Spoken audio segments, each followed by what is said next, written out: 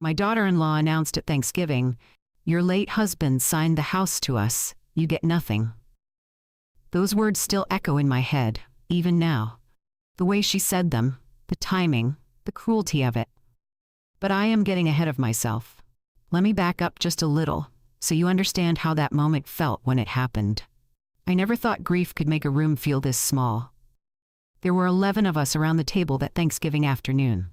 The turkey sat golden in the center, steam still rising from the mashed potatoes, cranberry sauce glistening in the good china bowls. Henry and I bought on our 30th anniversary. Everything looked perfect. Warm, the way he would have wanted it.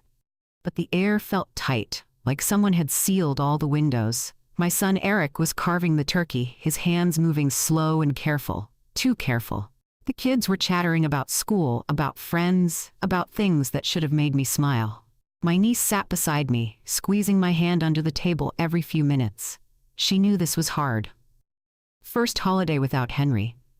First time sitting at this table without seeing his face at the other end. I was trying to keep my hands from shaking, trying to remember his voice saying grace, trying to make it through one meal without crying into the gravy.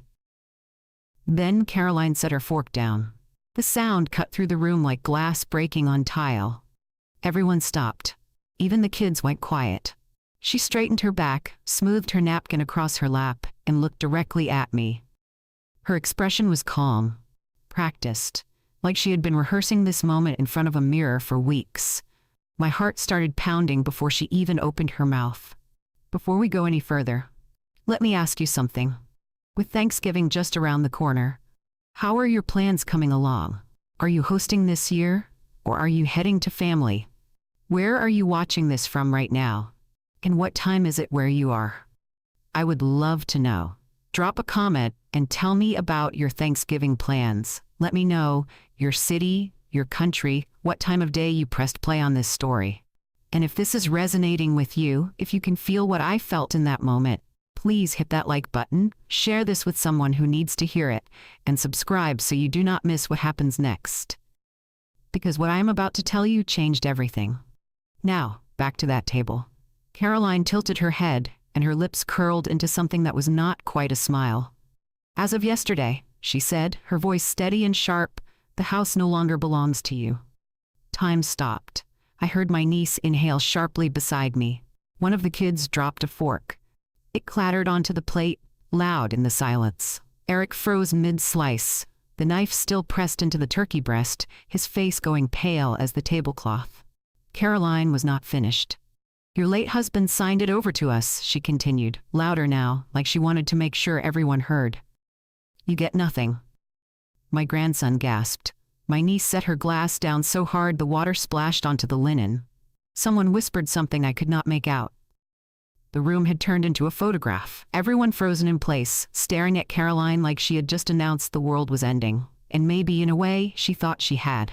I felt my hands go cold, not shaking, just cold, like all the blood had drained straight out of my fingertips. But my heart, strange as it sounds, went calm, quiet, steady. I set my fork down gently beside my plate, folded my napkin, looked her straight in the eyes. "Should I tell them?" I said, my voice soft but clear, "or will you?" Her smile froze. Just froze. Right there on her face, like someone had paused her mid-thought. Eric whispered from across the table, his voice cracking. "Mom, please don't." Caroline blinked. Once, twice. Her confidence flickered for just a second, and I saw something behind her eyes I had not seen before. Panic. Just a flash of it. But it was there. She recovered fast, straightening her shoulders, lifting her chin. "Tell them what?" she snapped, her voice sharper now. Defensive. The table stayed frozen. My niece was staring at me, wide-eyed. The kids looked confused. Eric had his head in his hands, elbows on the table, looking like he wanted to disappear into the floor. I did not move. Did not flinch. Just held Caroline's gaze. That moment, right there, that single breath between her question and my answer, felt like it stretched out forever. Like the whole room was holding its breath, waiting to see what would happen next. But to understand how we got here, to understand what I was about to say and why it mattered so much, the story has to go back, way back, to 8 months earlier, to the day Henry died. To the moment Caroline started circling this house like a hawk, because this was not about a piece of paper or a signature or a legal document. This was about a woman who thought grief made me weak, who thought losing my husband made me easy to control, who thought she could walk into my home, the home Henry built with his own 2 hands, and take it while I was still crying into his empty pillow at night. She thought wrong. And at that Thanksgiving table, surrounded by family who had no idea what was coming, I was about to prove it. But first, you need to know how it started. How the lies began. How I almost believed her. How close I came to losing everything. So let me take you back. Back to the funeral. Back to the folder. Back to the moment I realized my daughter-in-law was not here to help me grieve. She was here to take what was mine. 8 months before that Thanksgiving table turned into a battlefield, I was just trying to breathe. Henry died on a Tuesday morning in March. The kind of morning where the light comes through the kitchen windows soft and gentle, the way he always loved. He went peacefully, they told me at the hospital, in his sleep, no pain, just there one moment, gone the next. I nodded when they said it, like I understood. But I did not understand. I still do not understand how someone can be your whole world for 47 years and then just vanish. The funeral was a blur. People I had not seen in decades showed up with casseroles and sympathy cards. Neighbors brought flowers, the house filled with voices and condolences and the smell of lilies, which I have hated ever since. Everyone meant well, I know they did.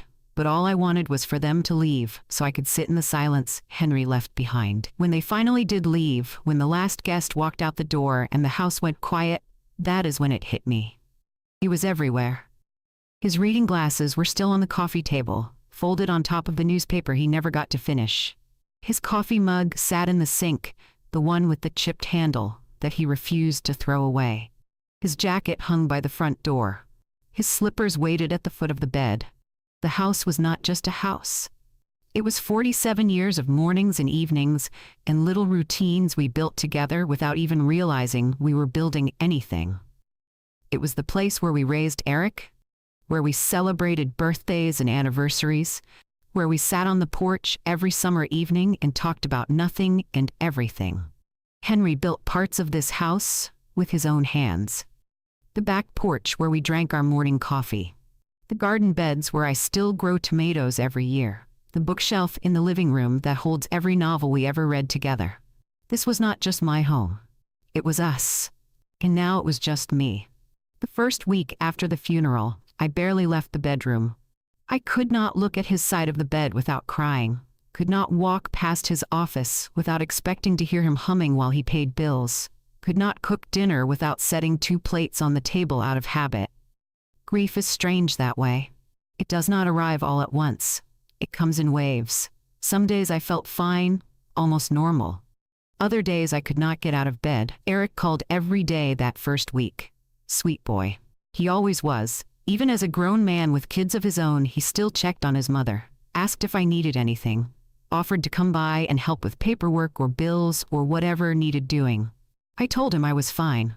I was not fine. But what mother wants to burden her son with her sadness? Then, about 10 days after the funeral, Eric showed up at the door with Caroline. I was in my bathrobe, hair unwashed, eyes swollen from another sleepless night. I looked terrible, and I knew it. But they were family. They had seen me at my worst before. Caroline smiled when I opened the door, but it was not her usual smile. It was too wide, too bright. The kind of smile people wear when they are trying to appear helpful but really just want something. "We came to check on you," she said, stepping inside without waiting for an invitation. "And we brought some things to help you get organized." Organized. That word stuck with me. Eric followed behind her carrying a small box. He looked tired. Guilty, almost. He kissed my cheek and set the box on the kitchen counter without saying much. Caroline walked through the living room like she was inspecting it. Her eyes moved from the furniture to the walls to the windows, taking everything in with a strange kind of focus, like she was measuring something. "This house is so big for just one person," she said, running her finger along the back of the sofa. "You must feel so lonely here." I did feel lonely, but hearing her say it out loud felt intrusive, like she was pointing out a wound I was trying to keep covered. Eric sat down at the table, rubbing his face with both hands. He looked like he had not slept much either. "Mom," he said quietly, "we know this is hard. We just want to help." Caroline opened the box she had brought and started pulling out folders. Papers. Documents I had never seen before. "We talked to the estate lawyer," she said, spreading the papers across the table like she was setting up a presentation. "There are some things we need to go over. Papers Henry signed. Plans he made." Plans. Another word that felt wrong. I sat down slowly, pulling my robe tighter around me. My head felt foggy. I had barely eaten in days, barely slept. And now Caroline was talking about plans and papers and things I could not focus on. She pointed to a document at the top of the pile. "This is about the house," she said. "Henry wanted to make sure Eric was taken care of. He signed some things to make the transition easier." Transition. That word hit me like cold water. "What transition?" I asked. Eric would not look at me. He just stared at the table, jaw tight. Caroline kept smiling. "Just standard estate planning. Nothing to worry about right now. We just wanted you to be aware." But I was not aware.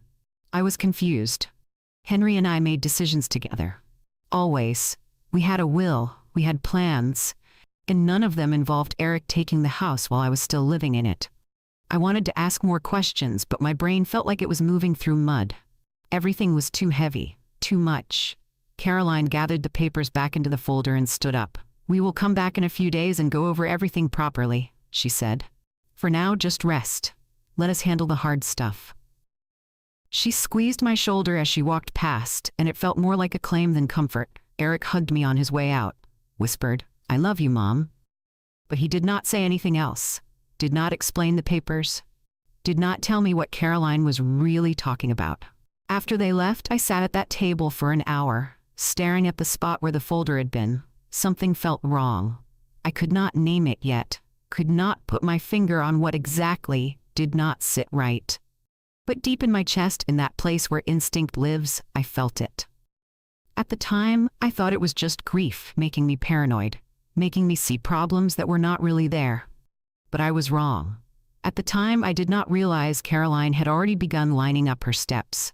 Slowly, carefully, preparing to take everything while I was too heartbroken to notice. 3 days later, they came back. I was in the kitchen when I heard the knock. Not a gentle knock either. The kind that says someone is already planning to come inside whether you answer or not. Caroline did not wait for me to reach the door. I heard it open, heard her heels clicking across the hardwood floor, heard her voice calling out like this was her house and not mine. "Maggie, we're here. Hope you don't mind." The door was unlocked. The door was not unlocked. I locked it every night before bed. But I did not have the energy to argue. Eric appeared in the kitchen doorway first, looking apologetic in that quiet way of his. He was carrying the same box from before, only now it looked heavier, fuller. "Hey, Mom," he said softly. "How are you feeling?" I wanted to tell him I felt like my chest had a hole in it, that I woke up every morning forgetting Henry was gone, and then remembered all over again, that the silence in this house was so loud it kept me awake at night. But I just said, "I'm managing." Caroline swept in behind him, already pulling out a chair at the kitchen table like she owned the place. She set her purse down, smoothed her blouse, and gestured for Eric to bring the box over. "We really need to go through these papers today," she said, not looking at me. "The lawyer said time is important with estate transfers." There was that word again. Transfer. Eric set the box on the table and started pulling out folders. Not just one this time. Several. Each one thick with documents, tabs sticking out the sides, sticky notes marking pages. I sat down slowly, feeling that familiar fog creeping back into my head. I had not been sleeping, had barely been eating. The doctor said it was normal for widows, that grief does things to the body. But sitting there, looking at all those papers, I wished I felt sharper, more awake. Caroline opened the first folder with a kind of confidence that made my stomach tighten. She slid a document across the table toward me, pointing at the top with one perfectly manicured finger. "This is the transfer request," she said. "Henry filed it about 6 months before he passed. It transfers ownership of the property to Eric." I stared at the paper, the words blurred together. Property, ownership, transfer. Legal jargon I did not understand. He never mentioned this to me. I said quietly. Caroline tilted her head, her expression softening in a way that felt rehearsed. I know, sweetie, he probably didn't want to worry you. You know how men are. They think they're protecting us by keeping things to themselves. But Henry was not like that. We talked about everything. Our finances, our wills, our plans for when one of us was gone. He would not have made a decision this big without telling me. Can I see the signature? I asked. Eric shifted in his chair, rubbing the back of his neck. He still had not looked me in the eye. Caroline flipped to the last page and pointed. There at the bottom was a signature. Henry's name, written in black ink. Except something about it looked wrong. I had seen Henry's signature thousands of times. On birthday cards, on checks, on our mortgage papers, on the Valentine he gave me the year before he died. I knew the way he looped his H, the way his Y always slanted to the right. This signature was close, but it was not exact. When did he sign this? I asked. Last September, Caroline said without hesitation. He came into the lawyer's office while you were visiting your sister in Florida. Remember that trip? I did remember that trip. I had gone to help my sister after her surgery. I was gone for 2 weeks. But something about the timeline felt off. I could not place it yet, but it nagged at me. Caroline kept talking, pulling out more papers. And this one is the updated deed. Once it's processed, the house officially transfers to Eric. It's cleaner this way. Less complicated for taxes and inheritance. Eric finally spoke. His voice strained. Mom, we're not trying to rush you out or anything. You can stay here as long as you need. That's not what this is about. But if that was true, why did it feel like they were already measuring the rooms for new furniture? Caroline pulled out another document. This form just needs your signature acknowledging the transfer. It's a formality, really, but the lawyer said we need it to move forward. She slid a pen across the table toward me. Everything in my body screamed not to touch it. I need to read through all of this first, I said. Caroline's smile tightened, just barely. Of course. Take your time, but the lawyer did mention there's a deadline, something about estate taxes and probate. If we miss the window, it gets complicated, expensive. She said it like she was doing me a favor. Like signing away my home was somehow helping me. I pulled the folder closer and started reading, or trying to read. The words swam on the page. Legal terms I did not recognize. Dates that did not quite line up, references to meetings I had no memory of. And then I saw it. One of the forms was dated October 12th. Henry had been in the hospital that entire week. Pneumonia. I stayed by his bedside every single day. He could barely hold a pen to sign the hospital admission forms, let alone legal documents. I set the paper down carefully, keeping my face neutral. I'd like to talk to the lawyer myself, I said. Caroline's smile faltered. Just for a second. But I saw it. The lawyer's out of town, she said quickly. He'll be back next week. We can all meet with him then if you want. What's his name? I asked. Eric finally looked up. James Abbott, same guy you and Dad always used. That part was true. James had handled our wills, our taxes, all our legal matters for over 20 years. If Henry really had signed these papers, James would have been involved. But James would have called me, would have made sure I understood. Would have asked questions, unless he did not know these papers existed. Caroline stood up, gathering the folders back into the box. We'll leave these with you so you can review them. Just let us know when you're ready to sign. She said it like it was inevitable, like my signature was just a matter of time. Eric hugged me before they left, and I held on to him a little longer than usual.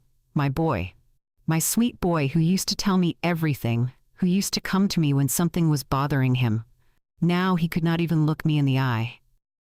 After they left, I sat at that table for a long time, staring at the box. Something was very, very wrong. The dates did not match. The signature looked off. And the way Caroline talked about the house, the way she called it the property like it was already hers, like I was just a tenant waiting to be evicted. For the first time since Henry died, I felt something other than grief. I felt anger. And underneath that anger, something sharper. Something that told me to pay attention. To stop letting the fog of sadness cloud my judgment. Henry's voice echoed in my head, something he used to say when I was worried about a decision. Trust your gut, Maggie.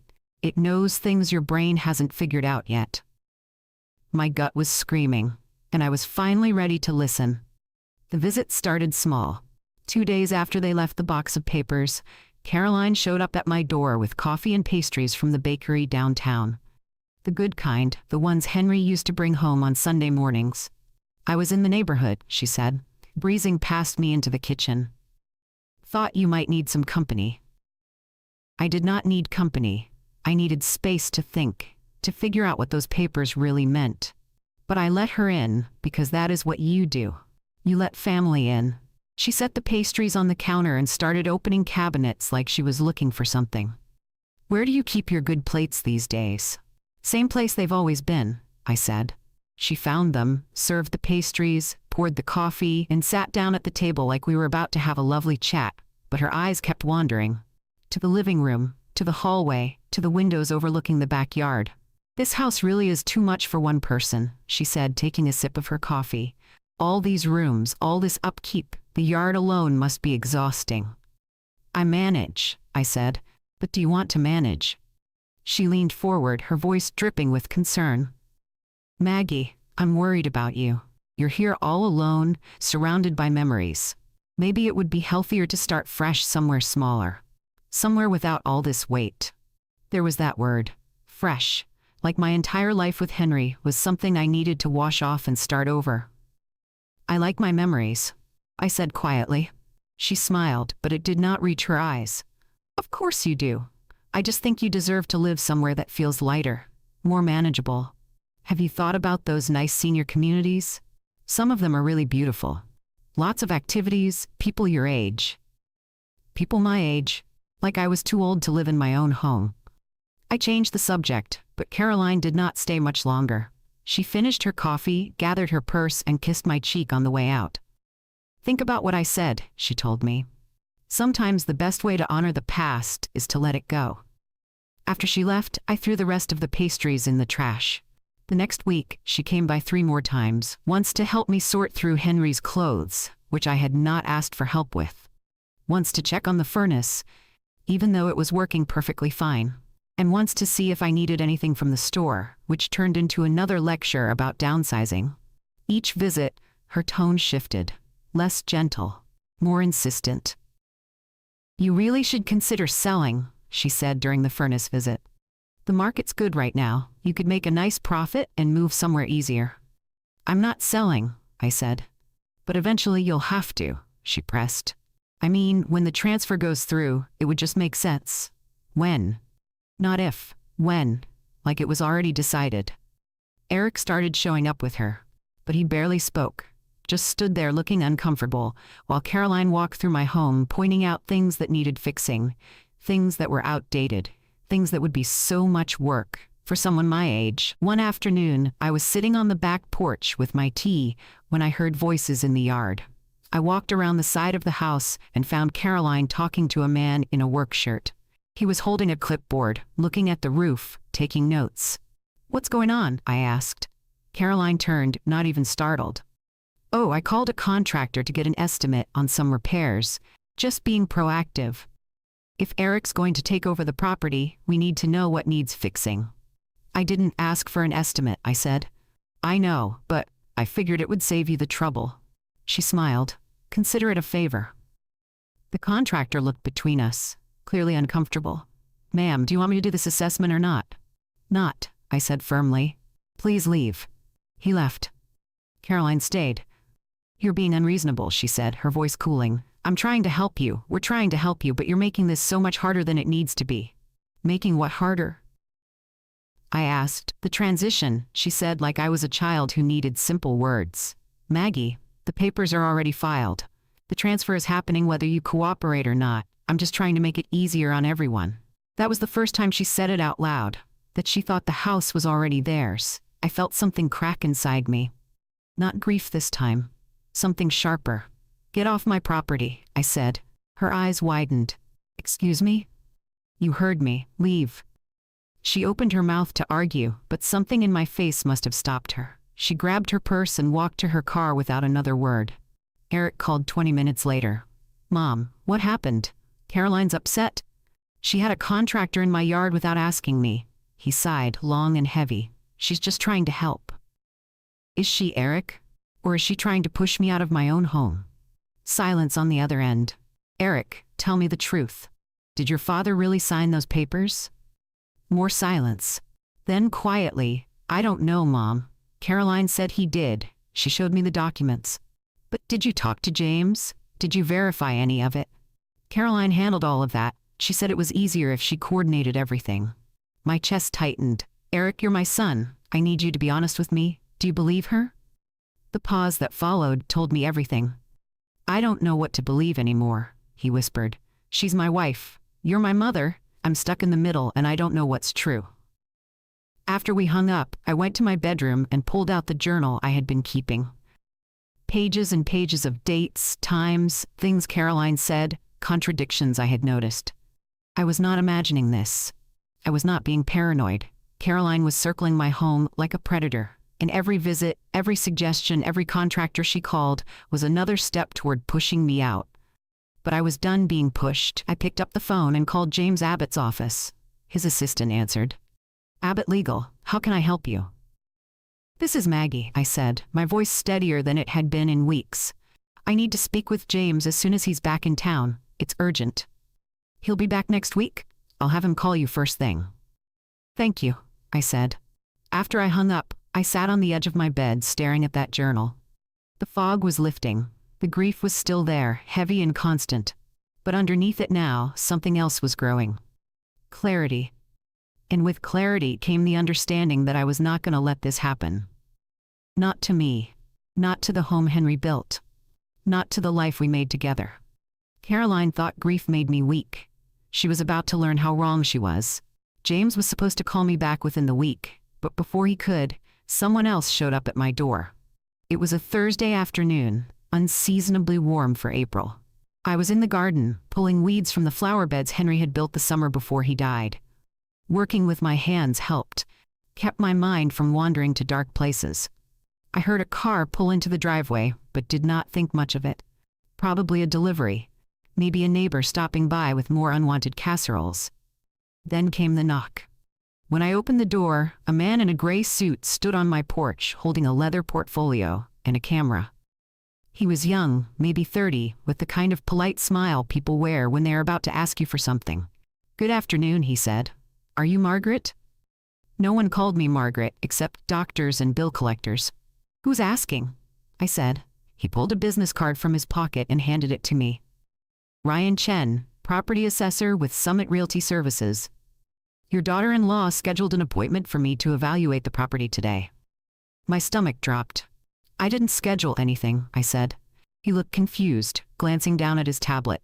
It says here, Caroline. Let me check the last name.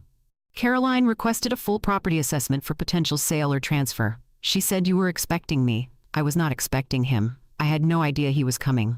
But Caroline did. Caroline planned this. For a moment, I considered slamming the door in his face, telling him to leave and never come back. But something stopped me. Some instinct that told me to let this play out, to see exactly what Caroline was doing behind my back. Come in, I said, stepping aside. He looked relieved.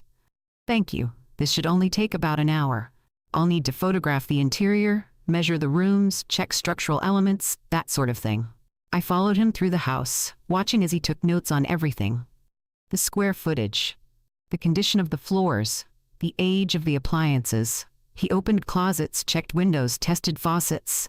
Beautiful home, he said as he measured the living room. Great bones. Properties like this don't come on the market often. It's not on the market, I said. He paused, stylus hovering over his tablet. Oh, I was told this was for a listing preparation. You were told wrong. He shifted uncomfortably.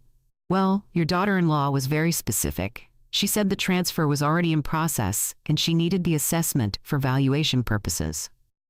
Transfer, valuation, words that made my skin crawl.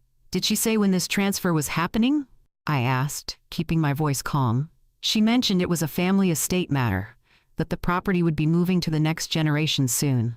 He smiled apologetically. I handle a lot of these situations. It's actually quite common after a spouse passes.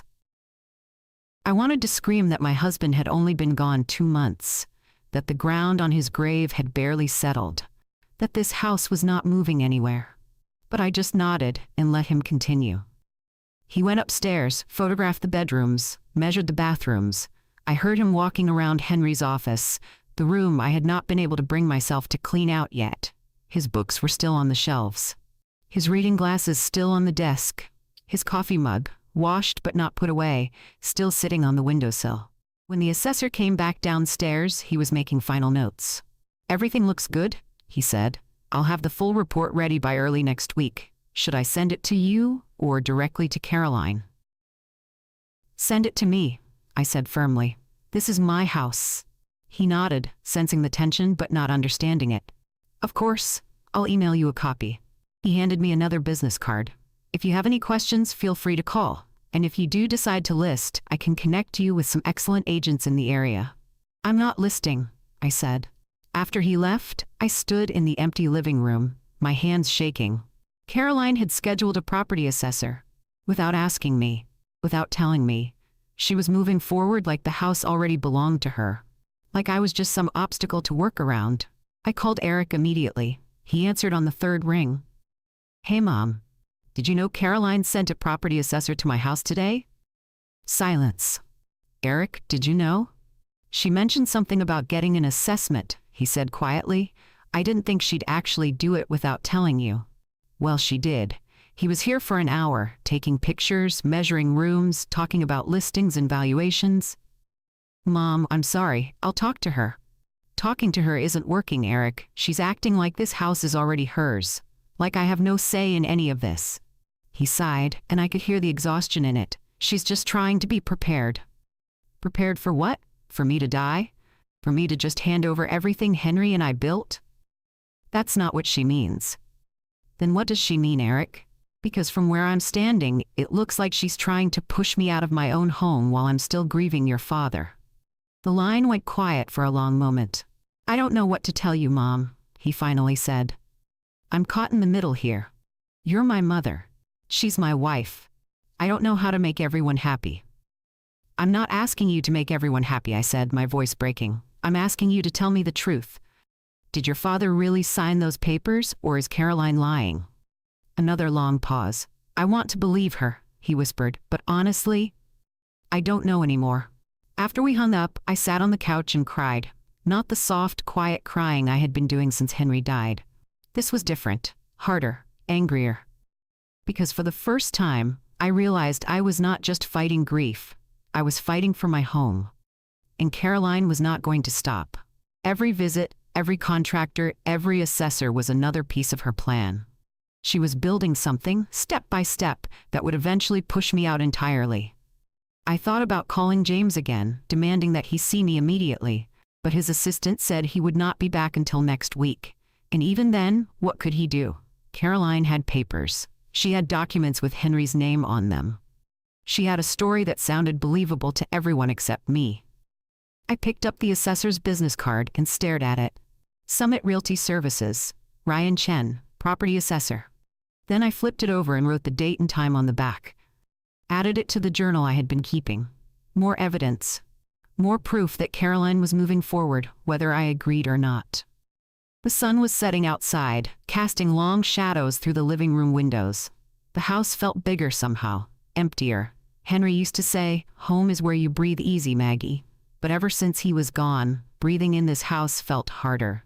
And now, with Caroline circling like a vulture, it felt impossible. I walked through each room slowly, touching the walls Henry had painted, the floors he had refinished, the shelves he had built. This was not just a house. This was 47 years of love and work and memories, and I was not giving it up. Not to Caroline. Not to anyone. But for the first time since this all started, fear felt real. Because I did not know how to fight someone who was supposed to be family, someone who had the law on her side, or at least claimed to. Someone who was patient enough to wait for me to be weak, vulnerable, too grief-stricken to fight back. I sat in Henry's chair, the one by the window where he used to read every evening, and closed my eyes. "I need you," I whispered to the empty room. "I don't know how to do this alone." But he was not there to answer. So I would have to figure it out myself. 4 days after the assessor's visit, I was upstairs folding laundry when I heard the front door open. Not a knock, just the sound of the door swinging wide, footsteps in the hallway, heels clicking on hardwood. My heart jumped. For a second, I thought maybe it was Henry, that this whole nightmare had been some terrible dream and he was home, calling out to ask what was for dinner. But it was not Henry. "Maggie?" Caroline's voice echoed up the stairs. "Are you home?" I came down slowly, carrying the laundry basket. She was standing in the living room, purse on her shoulder, looking around like she was inspecting something she had just purchased. "The door was locked," I said. She held up a key. "Eric gave me his spare. I figured it would be easier since I'm here so often." She said it so casually, like having a key to my house was the most natural thing in the world. "I didn't ask you to come by today," I said. "I know." She set her purse down on the coffee table. "But we need to have a serious conversation, and I didn't want to do it over the phone." Something about her tone had changed. The fake sweetness was gone. This was different, harder. Eric appeared in the doorway behind her, and I felt a small wave of relief. At least I was not alone with her. But when I looked at his face, the relief faded.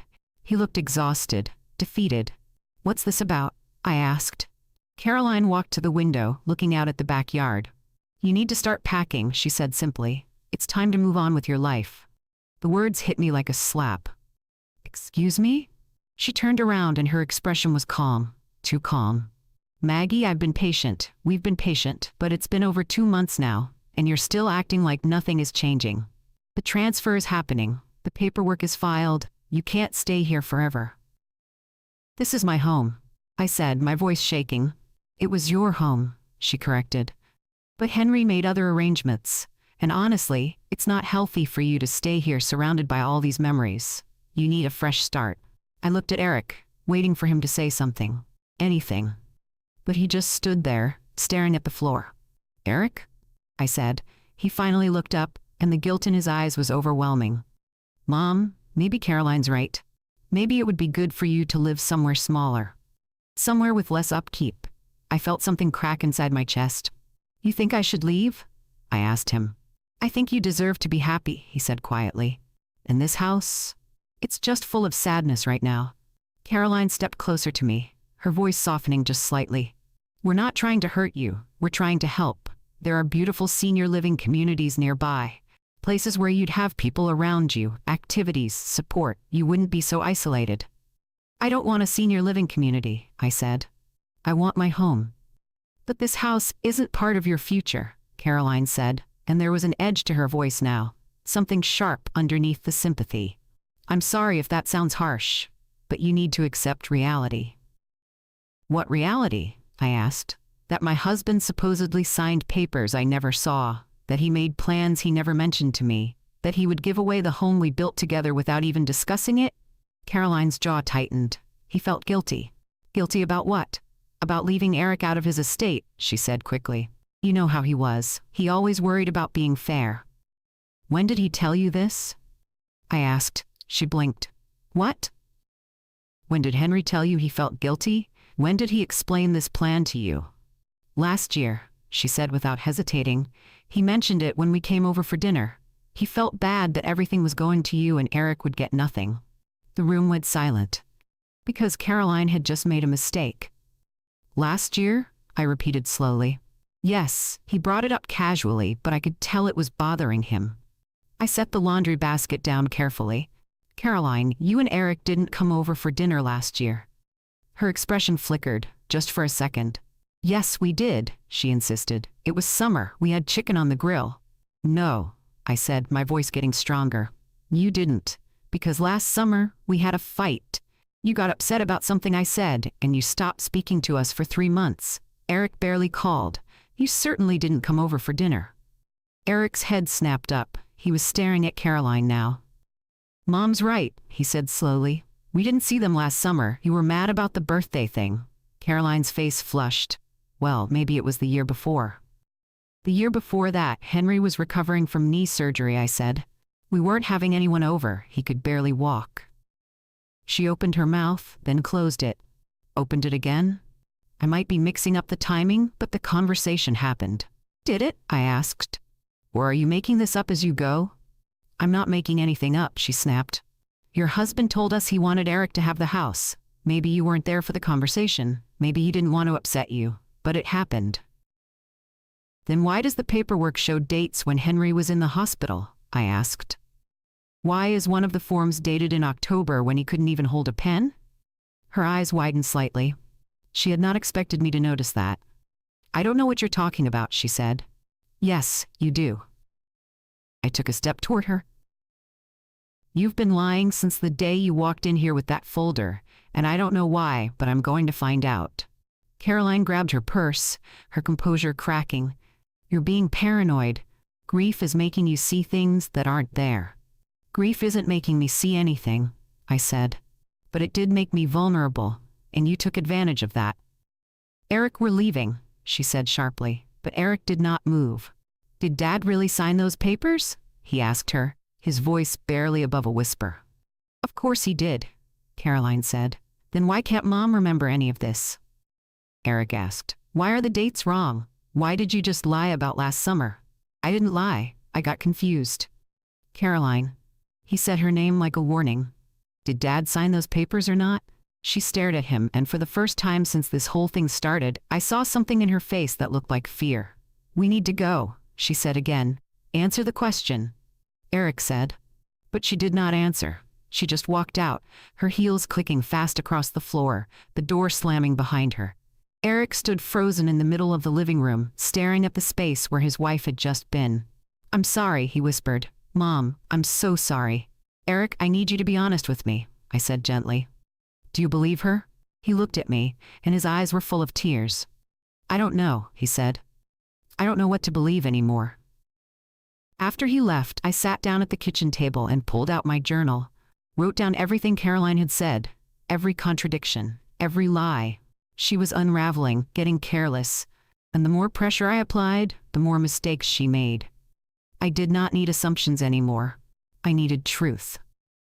And I knew exactly who could give it to me. James Abbott finally called on a Monday morning.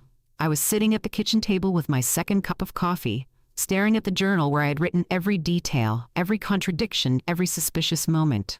My notes had grown from a few pages to dozens, dates that did not line up, conversations that never happened, timeline inconsistencies. Caroline could not explain. When the phone rang and I saw his office number, my hands started shaking before I even answered. Maggie. His voice was warm, familiar. I'm so sorry I haven't been able to call sooner. I just got back into town last night. My assistant said you needed to speak with me urgently. James, I need you to come to the house, I said. As soon as possible, please. There was a pause. Is everything all right? No, I said quietly. Nothing is all right. He arrived 2 hours later, carrying the same brown leather briefcase he had been using for as long as I could remember. James was in his 70s now, silver-haired, with kind eyes that had seen too many family disputes over the years. He had handled our wills when Eric was born, had helped us refinance the house, had been there for every major financial decision Henry and I ever made. If anyone knew the truth, it was James. I made him tea and we sat at the kitchen table. The same table where Caroline had spread those papers. The same table where she had told me the house no longer belonged to me. Tell me what's going on, James said gently. So I did. I told him everything. About Caroline showing up with the folder, about the supposed transfer papers, about the signature that looked wrong, about the dates that did not match, about the property assessor and the contractors and the constant pressure to move out. James listened without interrupting, his expression growing more serious with every detail. When I finished, he said simply, "Show me the papers." I brought him the box Caroline had left. He pulled out the documents one by one, examining each page carefully. His reading glasses perched on the end of his nose. His finger traced the lines of text. Every few seconds he would pause, frown, flip back to a previous page. The silence stretched on forever. Finally, he set the papers down and looked at me. "These are not real," he said quietly. The words took a moment to sink in. "What? These documents," he tapped the stack with one finger, "are not legitimate. The signature is not your husband's. I've seen Henry's signature hundreds of times, and this is not it. Someone attempted to forge it, but they didn't get it quite right." My chest tightened. "Are you sure?" "Positive," He picked up one of the forms. And this transfer request? This form hasn't been used in over a decade. We switched to a new system years ago. Anyone filing a legitimate transfer would have used the current forms. But Caroline said you gave these to her, I said. She said you were handling everything. James's face darkened. I gave her nothing. I haven't spoken to Caroline since Henry's funeral, and even then it was just condolences. No legal discussion whatsoever. The relief that washed over me was so strong I thought I might cry. But underneath it was something else. Something hotter. Anger. So she's been lying, I said. Yes, James said simply. She's been lying. He pulled another folder from his briefcase, this one thicker, more official looking. This is the real will, the one Henry and I drafted together 5 years ago and updated 2 years ago when he added a few personal notes. He opened it and spread the pages across the table. According to this will, verified and notarized, everything goes to you. The house, the accounts, the investments, all of it. Henry was very clear about his wishes. I stared at the pages. At Henry's real signature at the bottom. The loops were right. The slant was right. This was him. Then James pulled out a folded piece of paper from inside the will. He asked me to include this, he said softly. He wrote it himself. I took the paper with trembling hands and unfolded it. It was Henry's handwriting. Messy and tilted the way it always was. Blue ink on lined paper. It said, "For Maggie. Because she gave me my whole life. This house is yours. The memories are yours. Everything we built is yours. Never let anyone make you feel like you don't belong here. I love you forever, Henry." I could not breathe. The tears came so fast I could not stop them. I pressed the note to my chest and sobbed. All the grief I had been holding back, all the fear, all the confusion, it poured out of me in waves. James waited patiently, sipping his tea, giving me space to feel everything. When I finally composed myself, I wiped my eyes and looked at him. What do I do? He leaned back in his chair, thinking carefully. Legally, you have options. We could pursue fraud charges, forgery, harassment, but that would mean getting the police involved, going to court, making this very public and very messy. I don't care about messy, I said. I care about the truth. I know you do. He paused. But I've handled situations like this before, and I've learned something important. Sometimes the best revenge is letting people talk themselves into a corner. What do you mean? Caroline has been confident because she thinks you're too grief-stricken to question her, he explained. She thinks you're vulnerable and alone, but you're not. You have me. You have the real will. You have evidence of her lies. So what do? I asked again. You stay calm, he said. You document everything she says and does, every visit, every phone call, every contradiction. And when she finally commits fully to her story, when she's so confident that she announces it publicly, that's when you present the truth. You want me to wait? I want you to be strategic. He tapped the forged documents. Right now, she's making mistakes, getting careless. The more confident she becomes, the bigger those mistakes will be. And when she's at her most vulnerable, when she thinks she's won, that's when you strike. I thought about it. About Caroline walking through my house like she owned it. About her telling family members the house was theirs. About her scheduling contractors and assessors without permission. She was building her own trap. How long do I wait? I asked. James smiled slightly. Not long. Something tells me Caroline is going to push this to a head very soon, and when she does, you'll be ready. He stood up, gathering the real will and placing it back in his briefcase. I'm keeping this safe in my office, and I'm going to prepare a statement verifying these forged documents. When you need it, it will be ready. Thank you, I whispered. He squeezed my shoulder on his way out. Henry was my friend for 30 years. I'm not going to let anyone steal what he left for you. After he left, I sat alone in the quiet kitchen. The sun was streaming through the windows, hitting the table just the way Henry loved. For the first time since he died, I felt like I could breathe.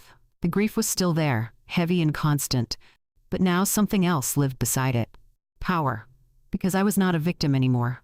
I was a widow with proof, with truth, with a plan, and Caroline had no idea what was coming. After James left, something inside me shifted. I was not the grieving widow stumbling through fog anymore. I was awake, alert, and I had a plan. James was right. Caroline was making mistakes. Small ones at first, but they were growing. And the more confident she became, the more careless she got. So I decided to give her exactly what she wanted. I stopped arguing, stopped questioning. When she called, I answered politely. When she visited, I let her walk through the house without protest. When she made suggestions about moving, I just nodded vaguely and changed the subject. I let her think she had won. And while she celebrated her imaginary victory, I documented everything. The first sign that Caroline was getting bolder came 3 days after James's visit. My niece called, confused and upset. "Aunt Maggie, I just got off the phone with Caroline," she said. "She told me you're moving to a senior community and selling the house. Is that true?" "No," I said calmly, "it's not." She made it sound like it was already decided.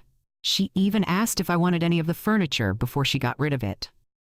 My hand tightened around the phone. "What else did she say?"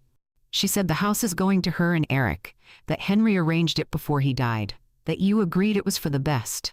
My niece paused. "Maggie, this doesn't sound right." "It's not right," I said, "but don't worry, I'm handling it." After we hung up, I added the conversation to my journal. Caroline was telling people the house was hers, not almost hers, not potentially hers, hers. 2 days later, Eric called. "Mom, Caroline wants to come by this weekend to take measurements."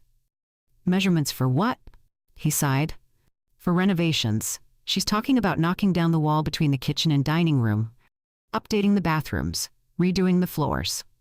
My kitchen, the one Henry and I had remodeled together 10 years ago. The dining room where we hosted every holiday for nearly 5 decades.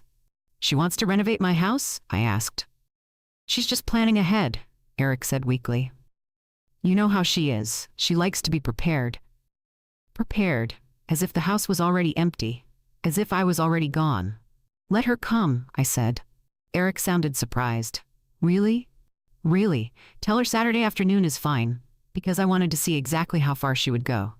Saturday came, and Caroline arrived with a contractor, an actual contractor with a clipboard and a tape measure, ready to discuss structural changes. I watched from the living room as they walked through my home, Caroline pointing at walls and cabinets and fixtures, talking about what needed to go, what could stay, what would look better if they just ripped it all out and started fresh. "The kitchen is so dated," she said, running her hand along the counter Henry had installed. "We'll gut the whole thing. New cabinets, new appliances, maybe an island here in the center." The contractor took notes. "And upstairs," Caroline continued as they climbed the stairs, "we'll turn the master bedroom into a suite. Bigger closet, updated bathroom, maybe a sitting area by the window." The master bedroom. The room where Henry died, where I still slept every night, surrounded by his things. I followed them quietly, my phone in my pocket, recording every word. When they came back downstairs, the contractor handed Caroline an estimate. "This is just preliminary," he said. "But if you want to move forward, we can start as early as next month." "Perfect," Caroline said. "I'll be in touch." After they left, I sat on the couch and listened to the recording. Every careless word, every confident claim, every plan she made for a house that did not belong to her. Evidence. The following week, Caroline invited family over for dinner at her house. My cousin mentioned it casually when she called to check on me. "Caroline said you couldn't make it because you weren't feeling well," she said. "Are you okay?" "I'm fine," I said. "I didn't know there was a dinner." "Oh. Well, it was nice. She talked a lot about the house, about all the changes they're planning." "What kind of changes?" My cousin hesitated. "Honestly, Maggie, it felt strange. She was talking like the house was already hers, showing people photos on her phone of renovation ideas. She even had paint samples." "Paint samples? For my walls?" "Did Eric say anything?" I asked. "He looked uncomfortable the whole time," she said, "like he wanted to be anywhere else." I added that to the journal too. Then, 2 weeks before Thanksgiving, Caroline brought the kids by, my grandchildren. Sweet, innocent kids who had no idea they were being used as pawns. Grandma, my youngest grandson, ran up and hugged me. "Mom says we get to pick our rooms in your house." My heart sank. "Pick your rooms?" I asked. "Yeah." He was so excited. "I want the one with the window seat, and Emma wants the one with the blue walls." I looked at Caroline, who was smiling like this was the most natural thing in the world. "I thought it would be fun for them to feel involved," she said sweetly. "They're so excited about living here. Living here. In my house." while I was still alive and breathing and standing right in front of them. "That sounds lovely," I said, keeping my voice steady. "Why don't you kids go play in the yard while I talk to your mom?" After they ran outside, I turned to Caroline. "What are you doing?" "I'm helping them adjust," she said. "This is going to be their home soon. They should feel comfortable here." "Soon," I repeated. "When exactly is soon?" She shrugged. "After the holidays. We thought it would be easier to wait until after Thanksgiving and Christmas. Give you time to find a place and move your things." "Give me time?" As if she was doing me a favor. "And you've told everyone this is happening," I said. "Of course. It's not a secret, Maggie. The paperwork is filed. The transfer is in process. Everyone knows." She said it so confidently, so completely sure of herself, and that was exactly what I needed. "You're right," I said quietly. "Everyone should know." Her smile widened. "I'm glad you're finally accepting this. It's better for everyone." After she left with the kids, I sat at the kitchen table and organized everything I had collected. The recordings, the journal entries, the assessor's business card with the date written on the back, the contractor's estimate, the list of family members Caroline had told. She had built her story so carefully, told so many people, made so many plans, and she had no idea that every confident claim was another piece of evidence against her. James called that evening. "How are you holding up?" he asked. "She's telling everyone the house is hers," I said. "She brought contractors, she's planning renovations. She even had my grandchildren pick their rooms." "Good," he said. "Good?" "She's committing," he explained. "The more public she makes this, the harder she'll fall when the truth comes out." "When are you planning to tell her?"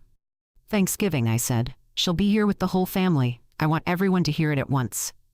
James was quiet for a moment. "That's bold." "She was bold first," I said. "She announced her lie at my table. I'll announce the truth at the same one." "Do you want me there?" he asked. "Yes," I said, "just in case." Over the next 2 weeks, I prepared, not just emotionally, but practically. I made copies of everything. The real will, James's statement about the forged documents, the assessor's report with Caroline's name on it, every recording, every note, every piece of evidence. I also prepared Thanksgiving dinner, Henry's favorite recipes, the turkey he always carved, the stuffing he loved, the pies he requested every year, because this meal was not just about revenge. It was about honoring the man who built this house, who loved this family, who trusted me to protect what we made together. And that is exactly what I was going to do. The night before Thanksgiving, I could not sleep. I lay in bed staring at the ceiling, thinking about what would happen the next day, about Caroline's face when she realized her plan had failed, about Eric finally seeing the truth, about my grandchildren understanding that some people lie, even family. Part of me felt guilty, felt like maybe I should have handled this privately, away from the children, away from the holiday table. But Caroline made this public. She announced it at Thanksgiving. So Thanksgiving was where it would end. I got up and walked downstairs through the quiet house, touching the walls and the furniture and the memories. "I'm ready, Henry," I whispered to the darkness. "I hope you're proud of me." And somewhere, in the silence, I felt like he was. Thanksgiving morning came quiet and gray. I woke up before sunrise, the way I always did on holidays. For 47 years, Henry and I had this routine. He would start the coffee while I prepped the turkey. We would work side by side in the kitchen, him humming old songs, me reminding him not to eat all the cranberry sauce before dinner. This year, the kitchen was silent, except for my own movements. I pulled the turkey from the refrigerator, the same size Henry always insisted on. Too big for the number of people coming. But he said leftovers were the best part. I seasoned it the way he liked, with rosemary and thyme from the garden he planted. My hands moved through the familiar motions, chopping vegetables, mixing stuffing, rolling out pie crust. But my mind was somewhere else entirely. Today was the day. By tonight, everyone would know the truth. Caroline's lies would be exposed. The house would be safe. And maybe, just maybe, I could finally breathe again. But first, I had to get through the meal. I set the table with our good china, the set we only used for special occasions. Polished the silverware Henry's mother had given us as a wedding gift. Folded the cloth napkins, pressing each crease sharp and clean. Everything had to be perfect. Because this was not just about proving Caroline wrong. This was about honoring Henry, about showing that the home he built, the traditions he loved, the family he cherished, they were still here. Still strong, still worth fighting for. Around 10 in the morning, my niece arrived early to help. "The house smells amazing," she said, giving me a long hug. "Just like always." We worked together in comfortable silence for a while, her mashing potatoes while I basted the turkey. She knew something was wrong. Had known for weeks, but she did not push, just stayed close, offering quiet support. "Are you okay?" she finally asked. "I will be," I said. "After today." She looked at me carefully. "What's happening today?" "The truth," I said simply. She did not ask anything else, just squeezed my hand and went back to the potatoes. By noon, the turkey was golden and the side dishes were ready. The house looked beautiful, warm and welcoming, just the way Henry would have wanted. I went upstairs to change, choosing a soft blue sweater Henry always said brought out my eyes.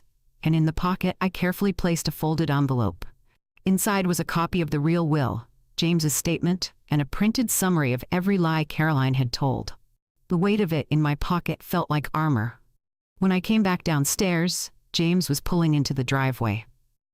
I met him at the door. "You came early," I said. "I'll wait in my car until you need me," he said. "But I wanted to be close, just in case." "Thank you." He handed me his business card. "If things get heated, if she tries to leave before you've said everything you need to say, call me. I'll come in and make it official." I tucked the card into my other pocket. "Are you nervous?" he asked. "Terrified," I admitted, "but also ready." He smiled gently. "Henry would be proud of you." After he left, I stood in the living room looking at everything I had prepared. The table set for 11, the food warming in the kitchen, the fire crackling softly in the fireplace. This was my home, my life, my history, and I was not giving it up. The first guests started arriving around 1, my cousin and her husband, a few neighbors Henry had been close with. My niece's children, running through the house with the kind of energy only kids have. Everyone hugged me, told me how good everything looked, asked how I was holding up. I smiled and thanked them and tried not to think about what was coming. Then, at exactly 2 o'clock, Caroline's car pulled up. I watched through the window as she got out, wearing a dress that looked too expensive for a family dinner. Eric followed, helping the kids out of the back seat. Even from a distance, I could see the tension in his shoulders. Caroline walked up the front path like she owned it. Not like a guest. Like someone surveying property that already belonged to them. When I opened the door, she smiled that practiced smile. "Happy Thanksgiving, Maggie," she said, kissing my cheek. "Everything looks lovely." The kids ran past her, already looking for their cousins. Eric hugged me, and I felt him trembling slightly. "Are you all right?" I whispered. "I don't know," he whispered back. Caroline walked through the house, greeting people, complimenting the decorations. But I noticed the way her eyes moved. Calculating, assessing. Like she was already planning where her furniture would go. She stopped in the living room, running her hand along the mantel. "This room would look so much better with lighter paint," she said to no one in particular.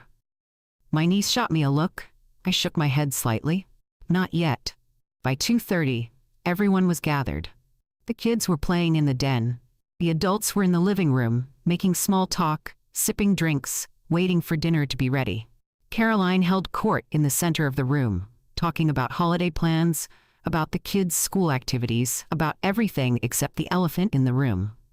But I saw the way she kept glancing at me, wondering if I was going to make a scene, wondering if I had finally accepted defeat. Let her wonder. At 3 o'clock, I announced dinner was ready. Everyone filed into the dining room, finding their seats, admiring the spread. The turkey sat golden in the center, surrounded by all of Henry's favorites. Mashed potatoes with too much butter. Green bean casserole with the crispy onions on top. Cranberry sauce from a can because that was the only kind he liked.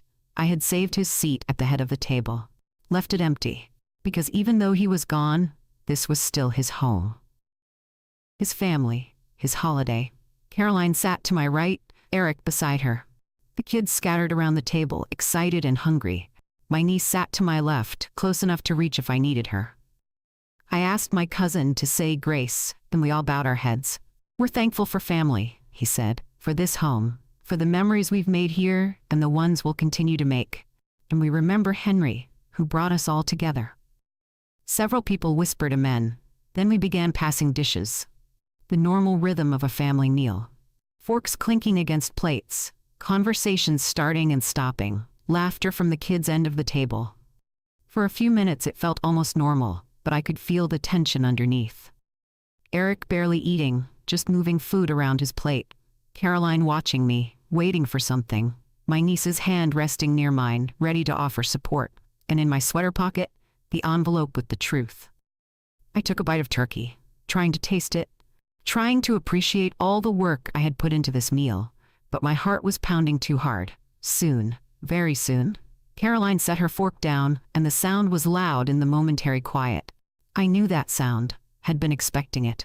This was it, the moment I had been preparing for, the moment where everything would change. I glanced toward the window, where I knew James was waiting in his car, ready. My hand moved to my pocket, feeling the envelope, the proof, the truth. By the time we sat at the table, everything was ready. The food, the family, the evidence, and me. I was ready. Everyone had taken their first bites when Caroline's fork clinked against her plate. The sound cut through the conversation like a knife through silence. Sharp, deliberate, impossible to ignore. The kids kept talking for a moment, caught up in their own world. But the adults stopped, forks hovering midair. Glasses paused before lips. Everyone turned toward Caroline. She straightened her back slowly, like someone preparing to make an important announcement. Smoothed her napkin across her lap with careful precision. Then she looked directly at me, and her lips curved into something that was not quite a smile. My heart started pounding, but I kept my face neutral. Calm. I had been waiting for this moment for weeks. This was it. I think, Caroline said, her voice steady and clear, it's time everyone knew the truth about what's happening with this house. The table went completely silent. Even the kids stopped talking. My niece's hand found mine under the table, squeezing tight. Caroline tilted her head slightly, still looking at me. Maggie has been through so much these past few months. Losing Henry, dealing with all the paperwork, trying to manage this big house all alone. It's been overwhelming for her. She said it with such sympathy, such false concern. And that's why, she continued, her voice getting stronger, Henry made arrangements before he passed, to make things easier, to protect everyone.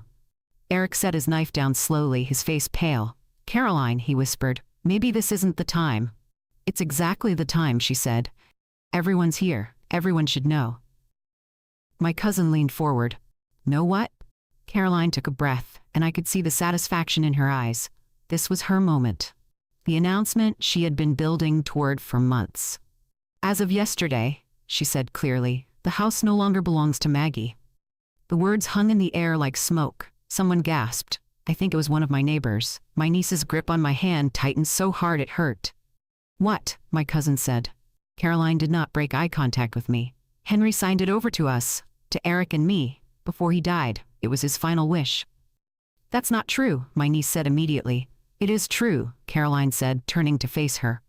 The paperwork is filed. The transfer is in process. Henry wanted his son to have the family home.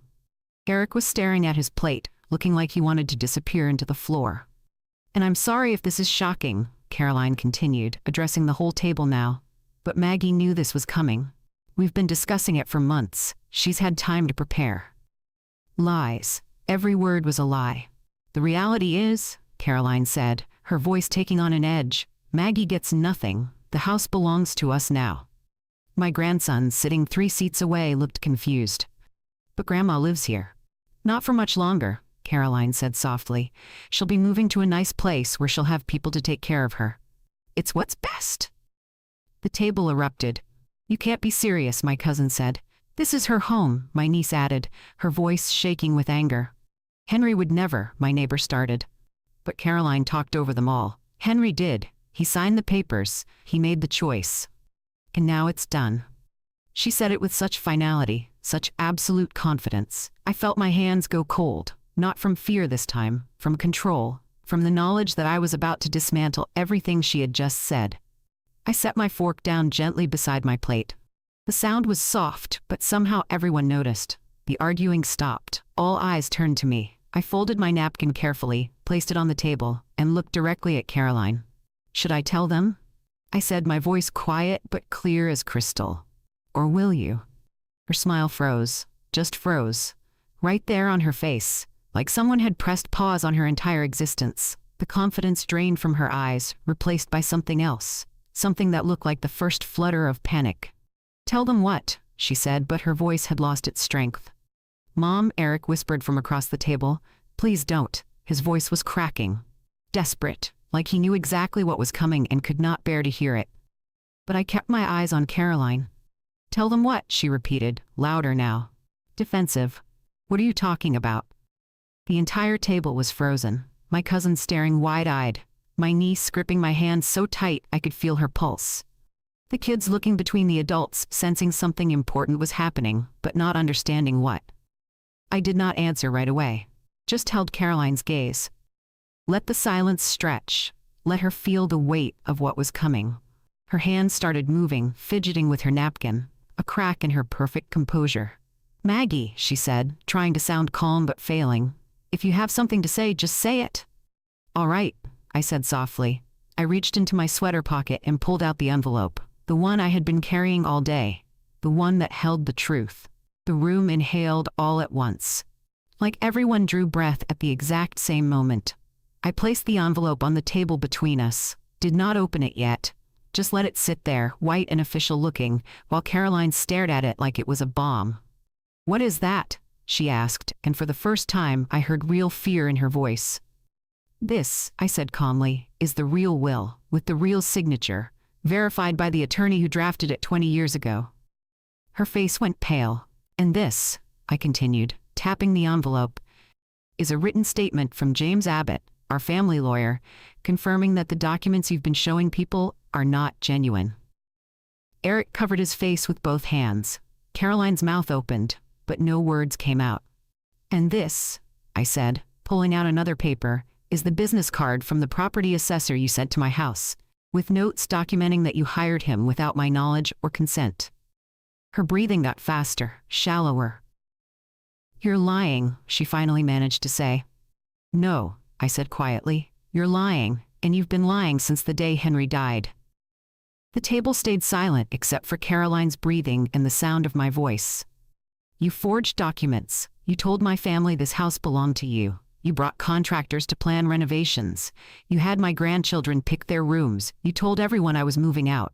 Each sentence landed like a stone, and you did it all while I was grieving, while I was vulnerable, while you thought I was too heartbroken to fight back. Caroline's hands were shaking now. "That's not—" "I didn't." "Yes," I said, "you did." I looked around the table at my family, at the shocked faces, at Eric crying quietly into his hands, at my grandchildren, confused and scared, and everyone here deserves to know the truth. I opened the envelope slowly, deliberately, giving Caroline time to realize just how wrong she had been. The first document I pulled out was the real will.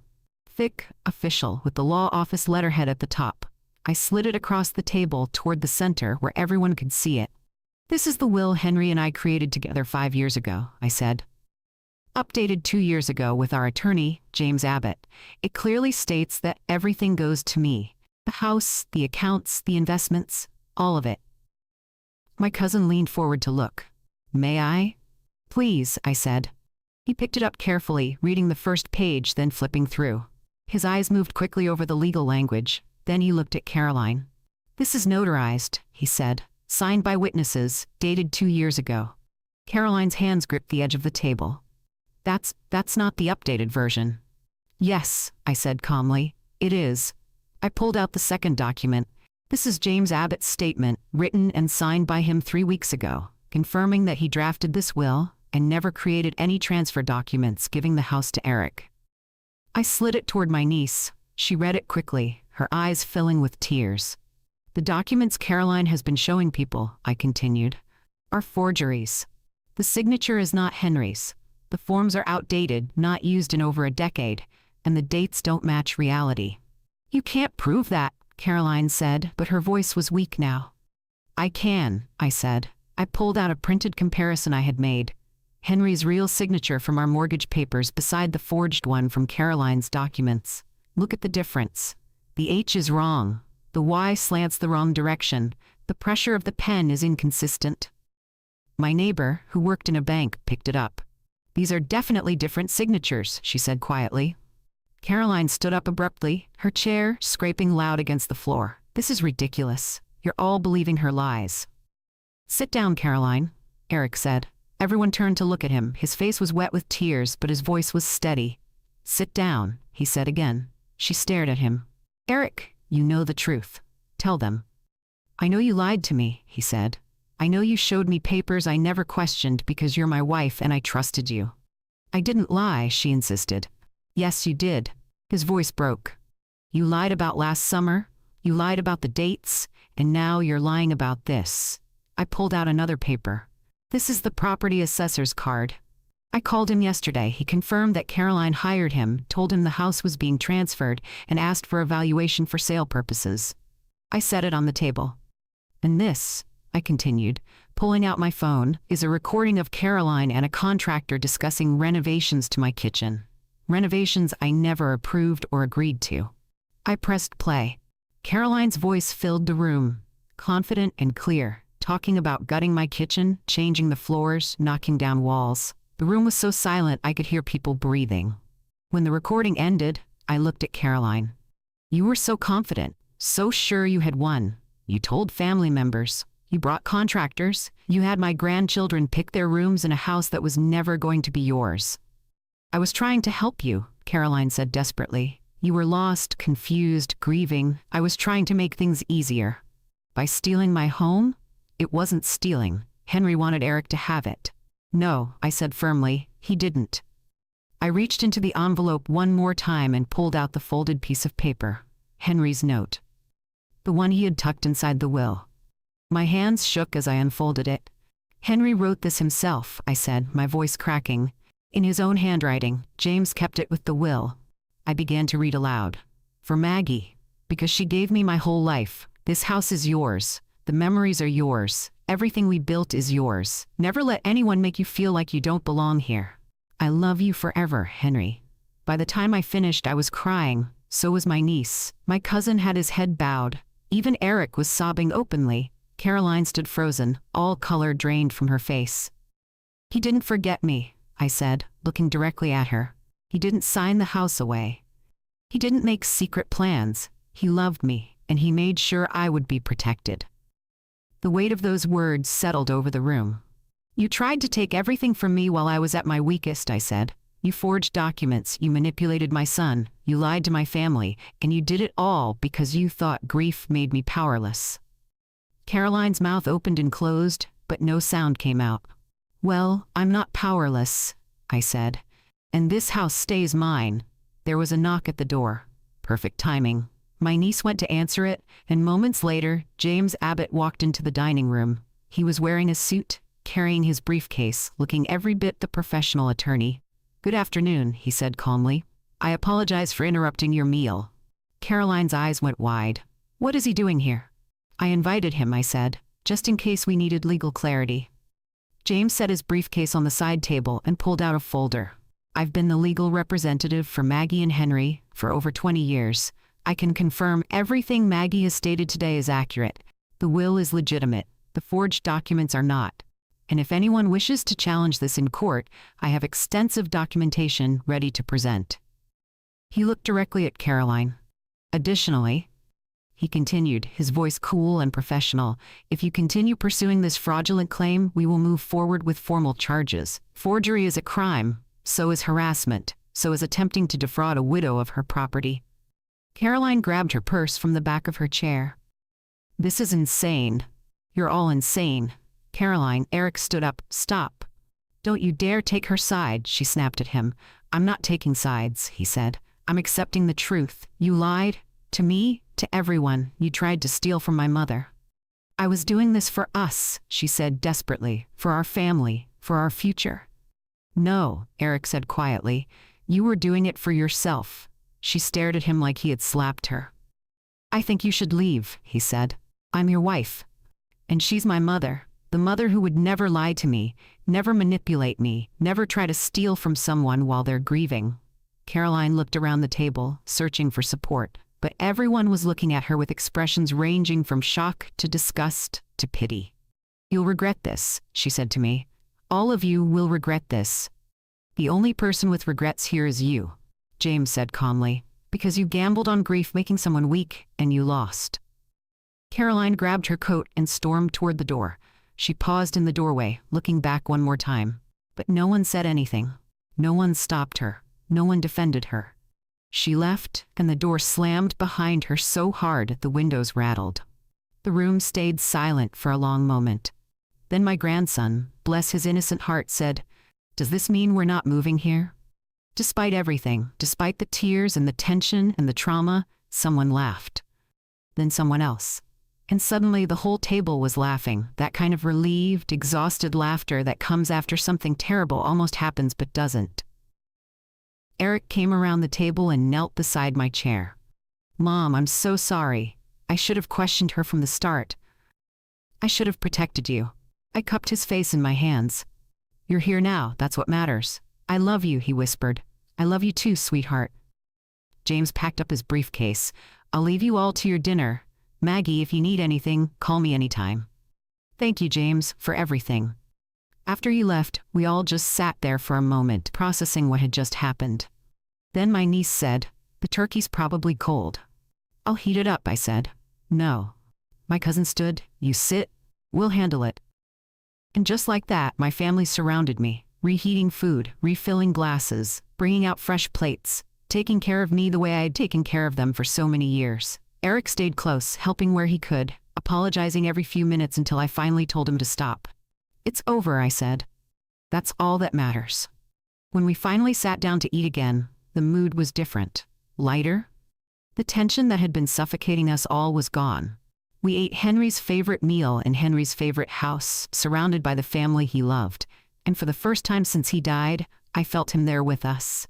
Not gone, just quiet, watching over us the way he always did. Thanksgiving went on without Caroline, and honestly, it was better that way. The days after Thanksgiving moved differently. Slower, quieter, but in a good way this time. The kind of quiet that feels like healing instead of emptiness. Eric called every morning, sometimes just to say hello, sometimes to apologize again, even though I kept telling him he did not need to. Sometimes just to sit on the phone in silence while we both drank our coffee, him at his kitchen table, me at mine. "I should have seen it," he said one morning, about a week after Thanksgiving. All the signs were there, the way she pushed, the way she talked about the house like it was already hers. I just didn't want to believe my wife would do that. "You loved her," I said gently. "Love makes us trust when maybe we shouldn't." "I still love her," he admitted, "but I don't know if I can forgive her." I understood that. Love and trust are not the same thing. You can still care about someone and know they are not good for you. "What matters now," I said, "is that you're here, that we're okay."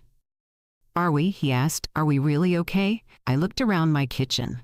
At the morning light coming through the windows, Henry always said we're positioned perfectly. At the coffee maker he bought me for our anniversary.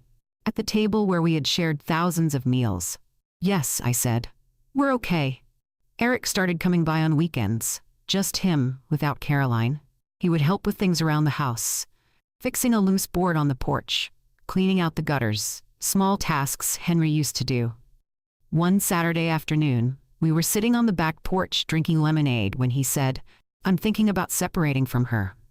I did not say anything right away. Just let him talk. "I can't trust her anymore," he continued. "Every time she says something, I wonder if it's true or if she's manipulating me. That's no way to live." "No," I agreed. "It's not. The kids keep asking about her," he said, "about why we're not all together anymore. I don't know what to tell them." "Tell them the truth," I said, in a way they can understand. That sometimes adults make mistakes, big ones, and sometimes those mistakes change things. He nodded slowly. "They love you, you know. They were so upset when they thought you were leaving this house." "I'm not going anywhere," I said firmly. And I meant it. The house itself started feeling different too. Less like a museum of memories and more like a home again. I rearranged some furniture. Not because Caroline had suggested it, but because I wanted to. Packed away some of Henry's things that were too painful to look at every day. Not throwing them away, just storing them until I was ready. I started cooking again. Real meals, not just toast and tea. Invited my niece over for dinner, had my cousin and his wife stop by for coffee. Slowly filled the house with life again. The kids visited more often. My grandchildren, who had been so confused during Thanksgiving, now understood that Grandma's house was staying Grandma's house. They would run through the rooms, play in the yard, ask me to tell them stories about their grandfather. "Did Grandpa really build this porch himself?" my grandson asked one afternoon. "He did," I said. "Took him 3 weekends, and he hit his thumb with the hammer so many times I lost count." The boy laughed. "Was he good at building things?" "He was good at loving things," I said. "And when you love something enough, you learn how to take care of it."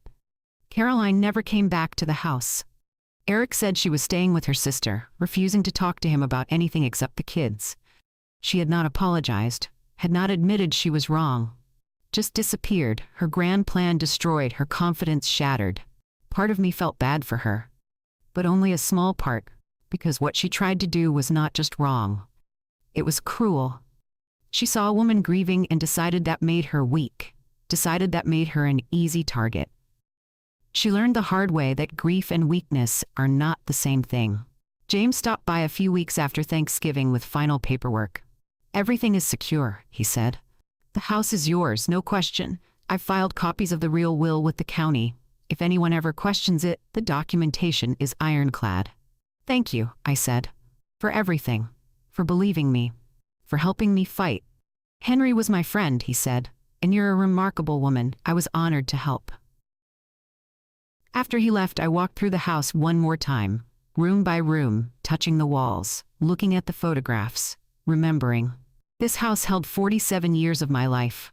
Births and birthdays, holidays and heartaches. The day we brought Eric home from the hospital, the night Henry proposed by the fireplace, every anniversary, every Christmas morning, every ordinary Tuesday that felt extraordinary just because we were together.